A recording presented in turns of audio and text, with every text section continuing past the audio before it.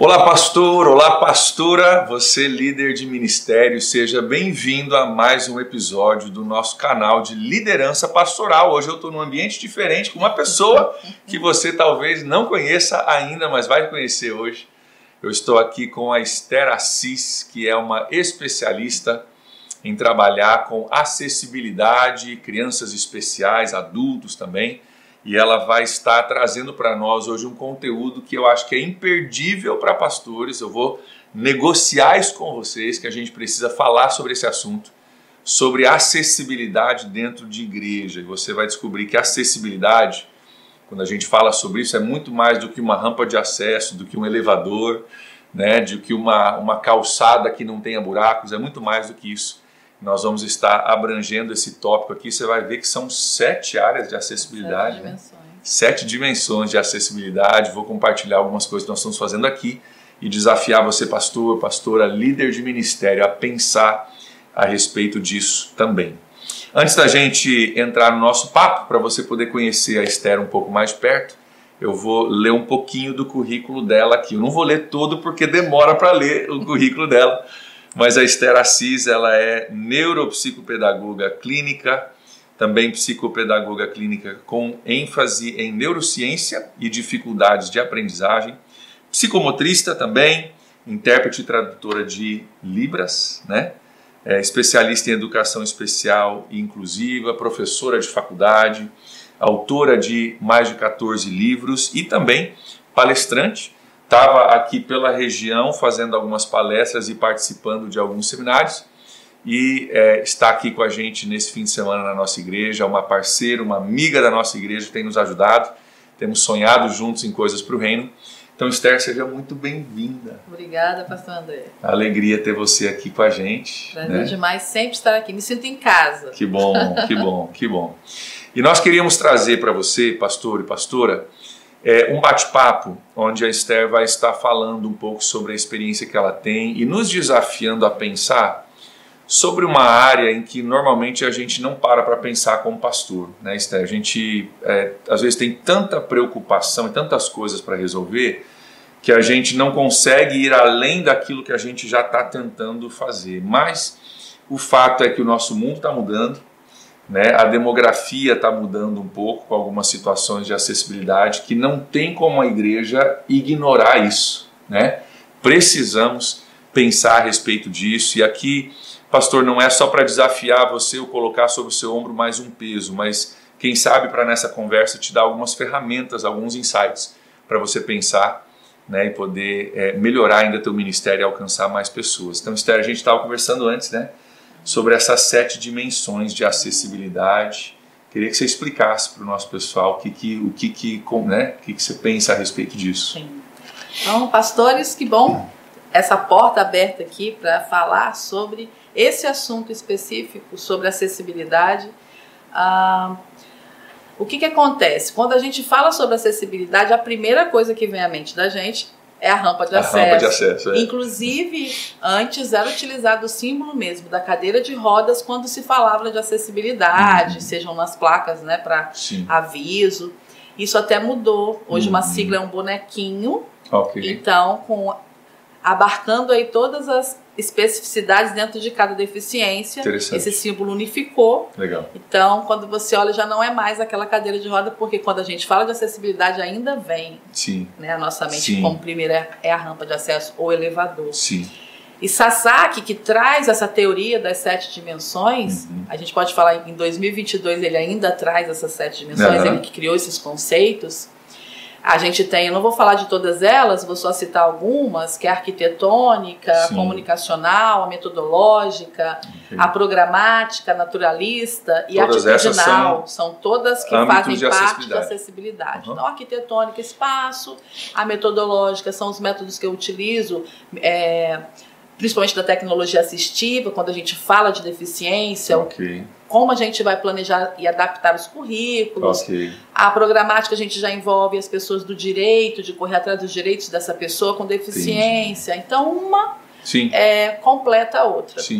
O interessante é que em 2022, Sasaki fala sobre as 7 dimensões e há 2022 anos, Sim. Jesus já falava sobre a principal, que é atitudinal.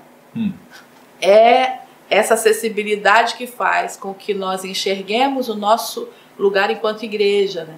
Praticantes dessa acessibilidade. Se a gente pensar na história lá dos 5 amigos, eu creio que são 5, porque são 4 carregando a marca que está lá. Sim.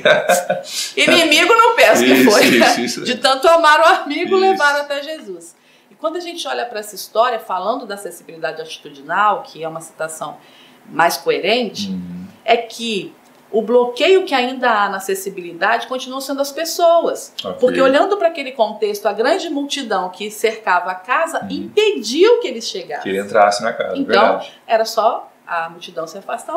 Está vindo aí um paralítico, que na época era chamado de paralítico, né? Hoje deficiente. Mas está vindo um paralítico, vamos abrir, ele precisa ir até Jesus. Mas não. Os amigos precisaram, com atitude, subir pelo teto e levar essa pessoa até Jesus. Mas é isso que é lindo. Não desistiram. Legal. Eles tiveram uma atitude. Tem gente na porta, não vai dar para passar.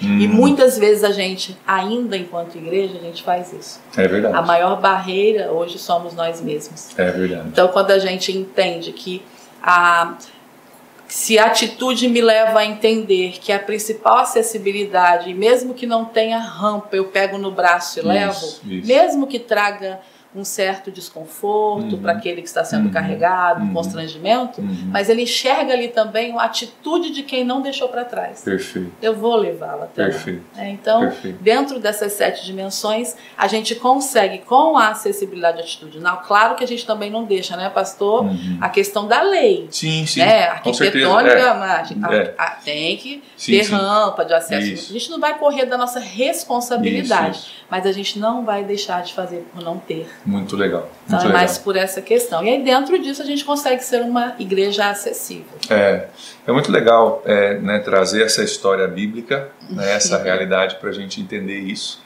Porque eu acho que, assim, sendo bem honesto como pastores, muitas vezes a gente olha para todas as demandas que existem sobre a igreja, essa responsabilidade do pastor, e aí eu queria até aproveitar para a gente pegar um gancho e falar sobre isso. A gente pensa, mas qual a porcentagem de pessoas na minha igreja que tem um problema de acessibilidade? Porque a gente pensa na rampa, na minha igreja aqui de 500 pessoas tem 2 cadeirantes. Então, normalmente não se torna prioritário, porque você fala, cara, dos 500 são 2, mas a acessibilidade é muito mais do que isso, né? E, inclusive, né, na área infantil envolve algumas coisas. Então, às vezes o pastor acaba deixando de lado isso por pensar que é uma minoria tão grande, mas a gente vinha conversando antes também que não é tão minoria assim, né? É muito mais do que somente o cadeirante que vem, tem toda a questão de libras, de autismo, de tudo mais, né? Então, queria que você desse pra gente um panorama disso, né? Do que tá, quais são as estatísticas que você conhece, né? Como que a gente pode quebrar essa mentalidade de que é tão pouco, ou a pessoa talvez nem vem na minha igreja, a gente fala sobre isso, né? Não vem na minha igreja, então não preciso ser acessível. Na verdade, não vem na minha igreja porque não sou acessível, né? Queria que você falasse um pouquinho sobre isso. O senhor já falou tudo. Né? O fato de sempre justificar, né? Não faço porque não tem. E a verdade é que quando a gente... Eu sempre faço essa pergunta, né? Quando a pessoa vem com esse questionamento de mas só tem 2, né? Ou, não tem nenhum, vamos esperar chegar. Aí a pergunta que eu faço é, será que eles não vieram porque eles sabem que não tem? Isso, pois é. Então, a partir do momento, um exemplo, que o intérprete tradutor de Libras começa, mesmo sem o surdo, que essa é uma experiência, né, da igreja lá que eu estou, né, que eu sou membro, de pensar em se preparar antes de chegar. Então não tinha os surdos lá, mas ele estava lá, né? Só fazendo em Libras, como se fosse um treinamento. Mas por quê? Porque ele não sabe quando uma pessoa vai chegar, principalmente numa igreja maior, com mais de 3 mil membros lá, que é o caso. Como que eu vou saber quando esse surdo vai chegar? Ele pode ser um visitante, entrar e aí não tem um intérprete. Ele só vai fazer isso aqui. Não tem como ficar, né? Não tem intérprete aqui, então eu saio. Interessante. Então essa igreja estar preparada mesmo antes de... Aí onde estão os cegos dessa igreja? Por que não tem cego nessa igreja? Porque o cego precisa de um condutor. Isso. Ele precisa que você vá até a casa dele e traga para perto. Traga ele. Não tem como. Sim. Ah, eu vou sair agora, vou lá na igreja tal. Sim, sim. Eles precisam de alguém para levar. Então, é essa atitudinal, Legal. essa acessibilidade atitudinal. A minha atitude é, no bairro aqui, quantos cegos existem que não estão frequentando? Ah, quantas pessoas que utilizam a cadeira de rodas? Sim. Quantos surdos? Então, é levantar mesmo uma estatística no bairro, Legal. né? Para saber quantos tem, para se aproximar e para trazer para perto. Sim. Enquanto não houver essa atitude de uma igreja estar preparada para receber, aí a minoria mesmo vai chegar. É. Então, se a gente quer alcançar mais, a gente precisa avançar em capacitação, que é o que a igreja aqui, na PIB e também de demais que estão assistindo, Sim. é capacitar pessoas para receber, para se tornar uma igreja acessível. Legal. Legal. Você mencionou, Esther, ali questão de Libras, né? Então, uma pessoa que tem uma deficiência auditiva, Sim. né? O cego, né? Quais são outras áreas dentro dessa área de acessibilidade, né? Além do cadeirante, que nós já falamos, né? Mas outras áreas onde a gente deve estar antenado para acessibilidade. Então, Libras, né? O surdo, o cego, aquele que, né, é cadeirante, que mais? É até bom ter tocado. A gente falou de Libras como acesso comunicacional, né? Que a acessibilidade comunicacional envolve Libras, envolve como até mesmo tecnologia assistiva dentro das outras questões Braille, né? Que é para o cego. Mas o mais importante dentro dessa questão de como receber um cego, eu sempre faço a pergunta seguinte, né? Se você está lá dentro da sua igreja e pela porta entrar alguém com uma bengala branca, o que você faz? Mas e se essa pessoa entrar com uma bengala verde? E se essa pessoa entrar com uma bengala metade vermelha e metade branca? Então, se eu tenho conhecimento, se eu participo isso para a igreja, se eu conscientizo a igreja de que uma pessoa que utiliza, né, um cego que utiliza a bengala branca, ele é cego total. Então ele precisa de muito mais suporte. É mesmo? Se ele tem a bengala verde, baixa visão, ele consegue se virar em alguns momentos sozinhos com a sua bengala, mas ainda precisa menos suporte que o Sim. outro. Agora, e quando a gente tem uma pessoa com a bengala vermelha e branca que é surdocega? Uau. Ela não vai te compreender só em você tocar, porque se ela é cega e ela é surda, Sim. como que você vai fazer? Aí a gente entra com a questão da Libras tátil, né, que é mais a comunicação para que ele perceba, porque na nossa cabeça, como o cego ouve, ele só basta sentar. E dentro dessa condição, ele tem tanto direito quanto o surdo, por exemplo, na questão de Libras, né, que é a língua brasileira de sinais, ele tem acesso e é por lei, o cego também tem com respeito à audiodescrição. Então não é só entrar e sentar. Ele precisa ter alguém ali perto dizendo, o pastor André está ali, ó. Ele está agora no momento de oração ou pregando, ele está vestindo tal roupa, faz toda a audiodescrição para ele, e todas as vezes que o slide for mudado, ele tem o direito, porque como a gente já nós somos enxergantes. Sim. O slide está lá, eu leio, sei o que está lá e pronto. E às vezes não é lido o que está no slide. Então é direito dele saber. Então a gente vai lá, está escrito isso e isso no slide, traz essas e essas figuras. Que legal. Para poder acompanhar o culto como qualquer pessoa. Como qualquer pessoa. Então não é só ajudar o cego a sentar para assistir o culto. Muito legal. Para ouvir o culto. Sim, ouvir o culto, isso mesmo. E Esther, a gente tem conversado bastante aqui no meu contexto de igreja, né? Você tem nos ajudado com a questão do ministério infantil. Né? Eu sei que esse é um segmento só da igreja, claro que a gente já discutiu aqui que a acessibilidade é muito mais do que isso, né? Mas é uma área que, para a minha igreja aqui, eu acho que para os pastores não deve ser muito diferente.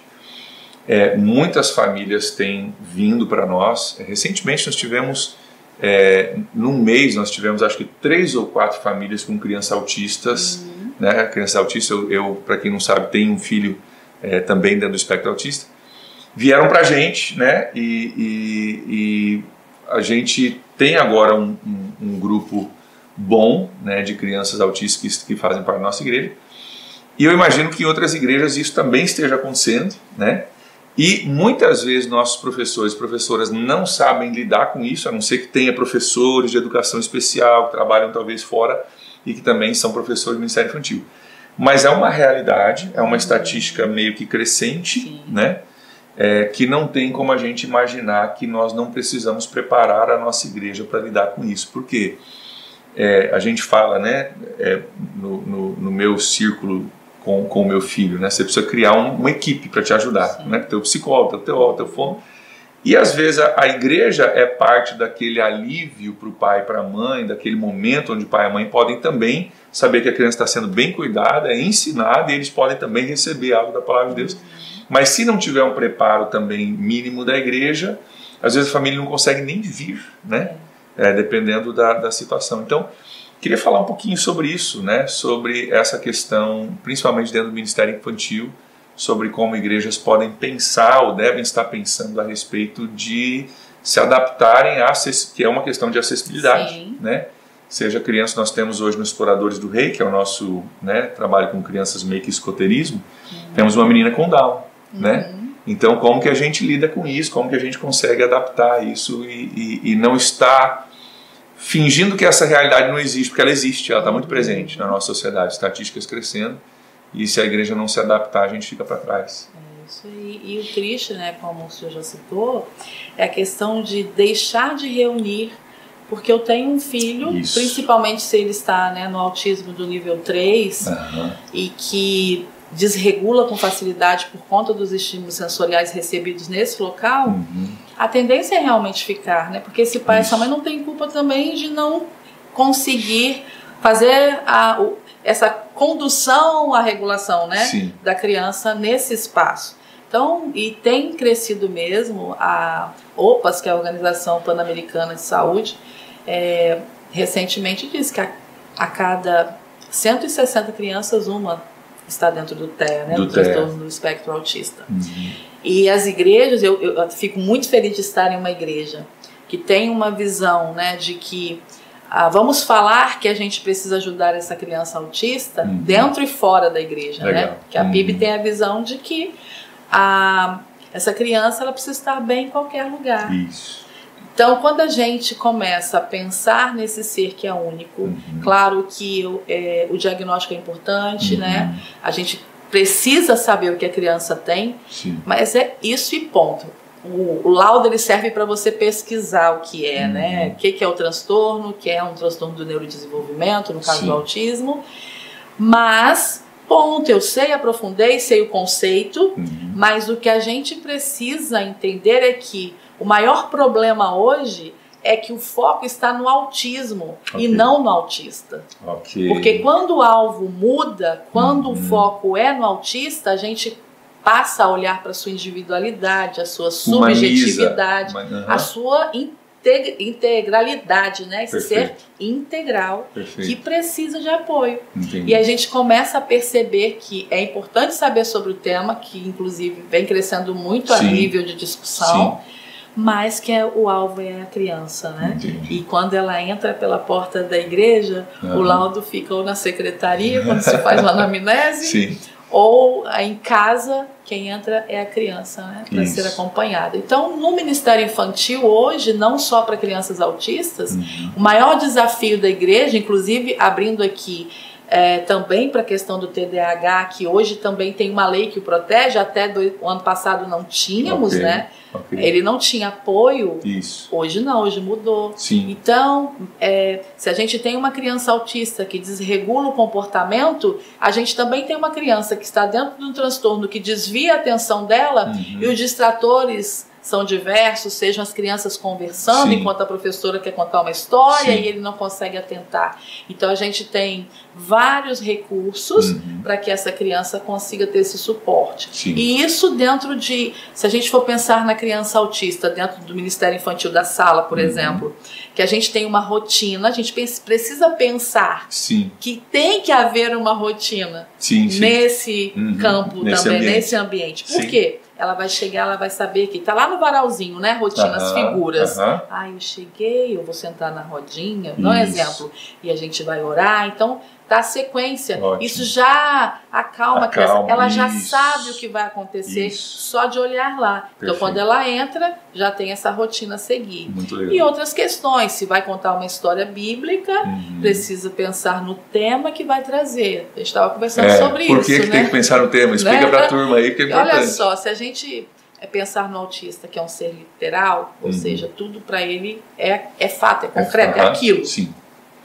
Se a gente pensar na história de Abraão e Isaac, se para nós é tão difícil entender, pega seu filho, levanta o cutelo. Isso. Imagina para uma criança autista, claro, aí já na idade de 8, 10 anos, que tem essa compreensão, é literal, ouvindo isso. Né? Então, que Deus é esse? Que Deus é esse? Esse eu não quero não, hein? Pois é. Manda matar a criança. Manda matar a criança. Então a gente tem aí o cuidado, né? Esse professor do Ministério Infantil, ele precisa estar atento a essas questões. Interessante. Seja na hora da oração, na hora do lanche, né? A questão da seletividade alimentar dentro da questão. Isso. Então são questões que a gente precisa preparar os professores, né? Para receber essas crianças. Muito legal. No caso do TDAH, aquela gastura, né? Vamos falar gastura que dá quando a cadeira arrasta, não só para ele, porque o autista também sofre dessa disfunção sensorial, mas atrapalha também. Então, quando a gente prepara esse ambiente para todos, então aquele que está dentro do TDAH, que está dentro do TEA, se a gente coloca uma espuminha embaixo da cadeira, já alivia, porque se esfrega ali, não vai causar tanto impacto sensorial. Sim. Muito legal, muito legal. E aqui a gente, né, debaixo da tua instrução, criamos uma sala de regulação, estamos criando, né, uma sala de regulação para crianças com autismo. É interessante porque eu falei que recentemente essas famílias vieram, né, dentro de um mês vieram famílias com 3 ou 4, né, crianças que estavam dentro do espectro. E quando a gente falou, né, olha, a gente está engatinhando nisso ainda, mas entendemos a necessidade, a Esther tem nos ajudado, nós estamos criando uma sala de regulação. Nós temos um ministério novo da igreja que é o Viva, que é um ministério que trabalha a saúde integral, né, desde a alimentação a tudo, né? E eles estão preparando uma cartilha que a gente vai mandar para casa com os pais, né, de crianças especiais, ou nesse caso principalmente de autismo, né, que a gente vai mandar para casa com os pais, explicando o que a igreja tem, né, o que a gente tem de recurso. Então, a gente vê né, assim, o brilho nos olhos dos pais de entender, nossa, tem uma igreja que tem esse conceito, entende isso, né? E que está tomando passos mesmo que sejam pequenos nessa direção, né? Então acho bem interessante isso. Explica para o pessoal o que é uma sala de regulação e por que é importante pensar sobre isso, né, para as nossas igrejas. Por isso que eu falo que eu fico feliz aqui, estou em casa. Eu visito muitas igrejas, né? E graças a Deus por isso, as igrejas elas têm se despertado a estarem mais preparadas para se tornarem uma igreja acessível. Eu fui em muitas para falar sobre isso. A importância de ter uma sala para regulação e, dentre tantas, apenas a PIB, pelo menos onde eu passei, não sei se é a realidade de outras igrejas, por influência de outros profissionais, mas nas quais eu passei, apenas a PIB e a Igreja Presbiteriana de Governador Valadares tem uma sala de regulação dentro desse tempo que eu passei fazendo formação. E como isso é fundamental para que essa criança se sinta bem dentro da igreja. E quando a gente fala dentro, né, esse dentro e fora, é que quando ela consegue chegar à autorregulação, ela fica bem aqui, ela fica bem em outro lugar. E essa sala, só para a gente entender, não é uma sala que a gente chama de integração. Porque a integração é aquela sala que ela fica no mesmo ambiente, ou seja, dentro do templo, e só as crianças autistas, só as crianças que têm deficiência ficam naquela sala. Isso não é integração, isso que a gente está falando. Não, a gente está falando de uma sala para levar essa criança a fazer regulação em 10, 15 minutos. Isso acontece geralmente e volta para a sala para aprender com os demais. Não é tirar do ambiente com as outras crianças, é só quando desregula para poder voltar. Regulou, volta. Perfeito. Precisa disso, o cérebro pede isso. Então, não é inclusivo colocar uma criança dentro da sala e quando ela começa a gritar e desregula e só achando que conversando e ela continua cada vez mais nervosa. Isso não só prejudica no desenvolvimento dela dentro dessa sala, mas dos outros que estão ali. Porque todos ficam descontrolados. E não sabem como lidar às vezes com isso, enfim.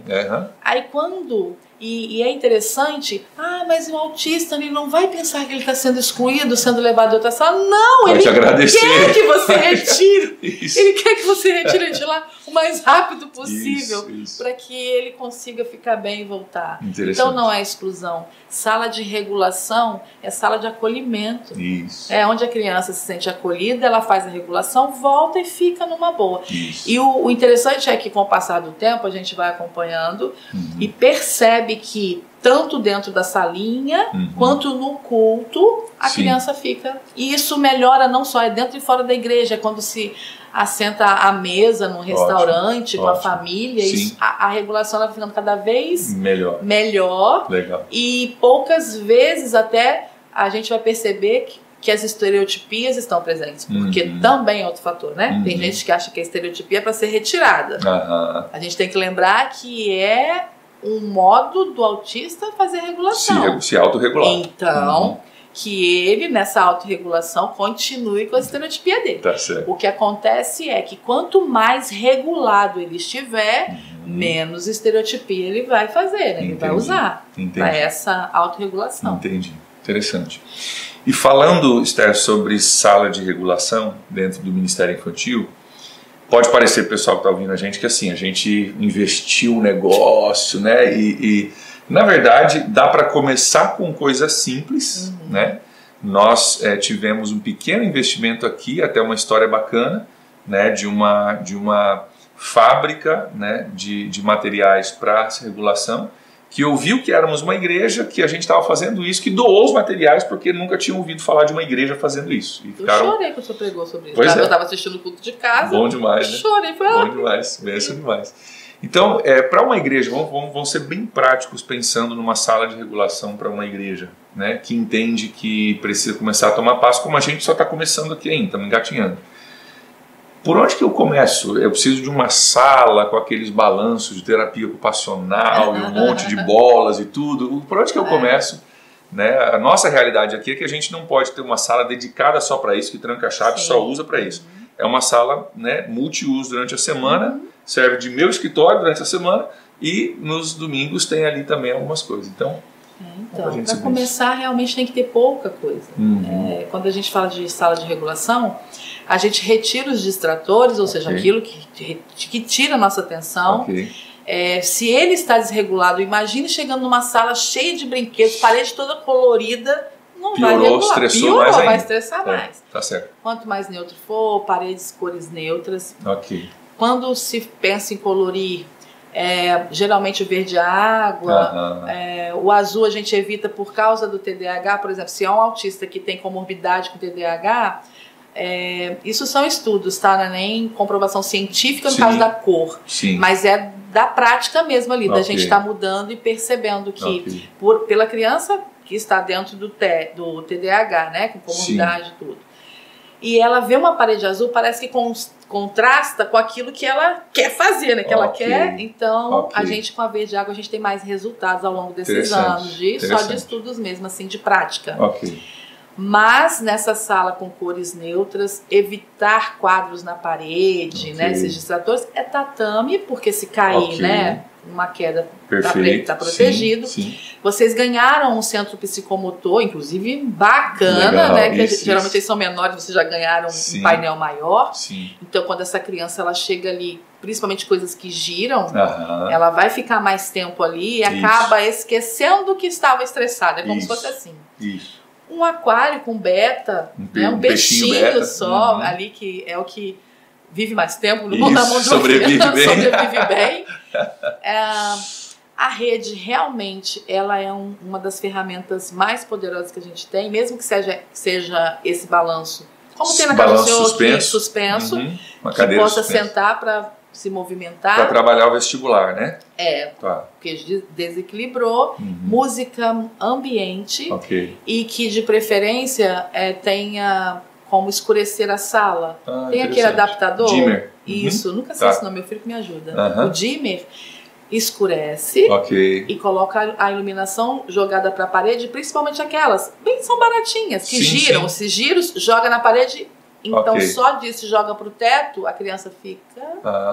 Já chamou atenção, já regulou. Já Entendi. ajuda. Pegou, não quis aquele, pega outro, troca, não quis, Sim. fecha. Não traga todos os brinquedos pro tatame achando que vai escolher ali. Não, aí Entendi. a gente só atrapalha fazendo assim. Entendi. É um de cada vez. Aí a pergunta que sempre me fazem, pastor, é: tudo bem, mas aí 3 crianças desregularam no culto.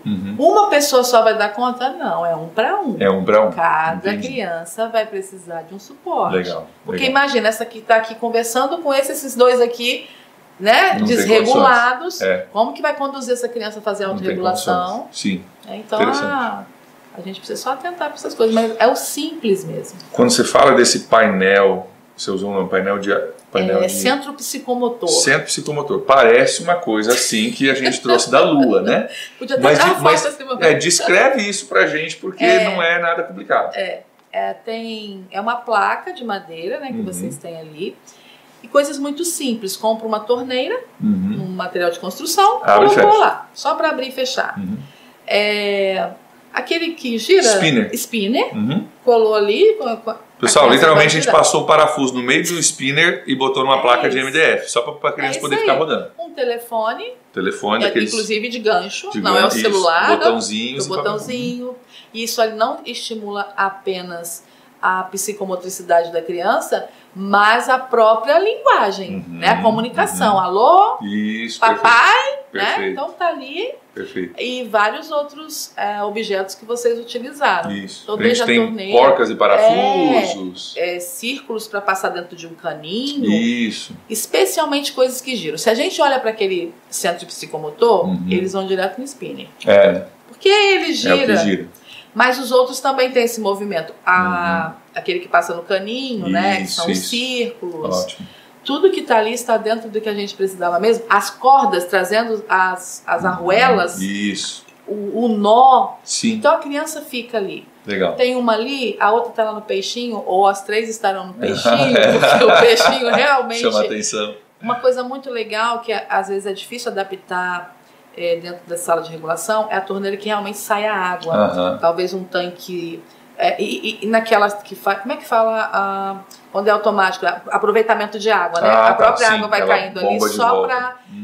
Ou uma fonte, que é mais fácil, às vezes não tem como fazer a parte hidráulica. Então uma fonte funciona bem. Compra uma fontezinha além da água, do barulhinho da água. Isso acalma demais mesmo. Legal. Uma criança que está dentro do terra. Muito legal. E para pegar ideias, né, desse painel, né, de psicomotricidade, né? Se você procurar hoje, cara, Pinterest ou no Google, você vai ver vários exemplos disso, imagens que você pode simplesmente copiar, né, pegando materiais da tua casa, do material de construção, rapidinho faz. Né?